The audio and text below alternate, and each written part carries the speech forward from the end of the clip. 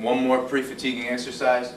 This one is slightly different in that it's a very explosive plyometric exercise, but it's the same in that we're trying to pre-fatigue all the same muscles, the hamstring, the glute, the quad. Dre's going to do perfect technique. He's going to go 5 in a row, and I'll give a little explanation as he goes. Go ahead. Good, very explosive. And notice as he goes down, he's going to step off. He's not going to jump off. Proper technique in any plyometric drill is to jump up, to not jump down. The big mistake most coaches make is they all want to get explosive power out of their athletes, but they injure them in the process.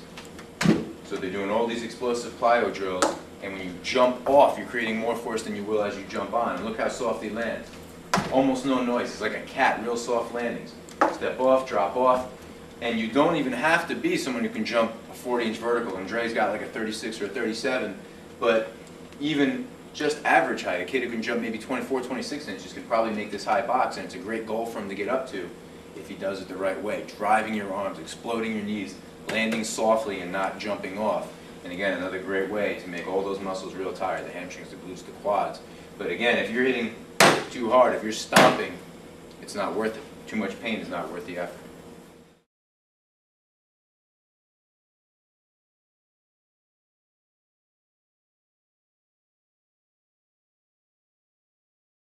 Okay, now we're going to go through the deadlift technique, and there's a couple of different little techniques that we're going to introduce here, and I'll explain my take on it, what I like, what I don't like, and what I think is best case scenario. So here's a regular, typical deadlift. We're going to take a reverse rip, and he's going to go down very slowly, pause at the bottom, come right back up. And the first thing that you're going to notice, he's not going all that deep.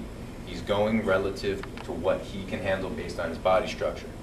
So slowing the way down just like always, pause at the bottom, and then pop right back up. That's good control, and that's with the reverse grip. Next, we're going to go same grip. So both hands, same position.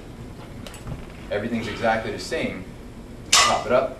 I just like this way a little bit better, and the reason why I like this way a little bit better is it simply puts a little less strain on the one shoulder, because if you're going this way all the time, you're opening up, you're externally rotating that left shoulder, and you're going to create an imbalance, one shoulder as opposed to the other. But all the basic rules are exactly the same. One more rep. Down slowly, pause, tighten up, breathe out, and then down slowly again.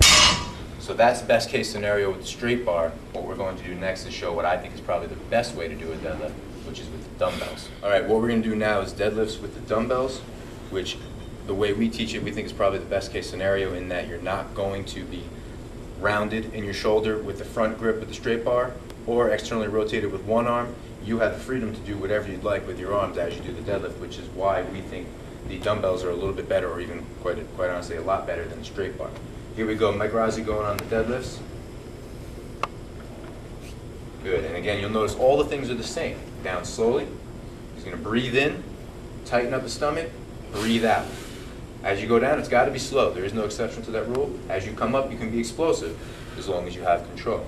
And again, he only goes down as deep as he can go based on his anatomy. And in his case, he actually has a very small range of motion because he's short on top.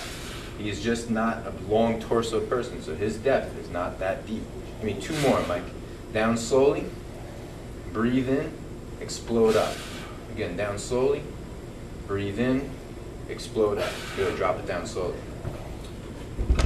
And what you will see is that that was very similar to what Dre did just a minute ago with the straight bar. Again, the only difference is I think it's going to be a lot less strain on the back and a lot less strain on the shoulders. Again, with the internal rotation or the external rotation, either one is no good. It simply gives you more freedom, and it allows you to do it with a little better form.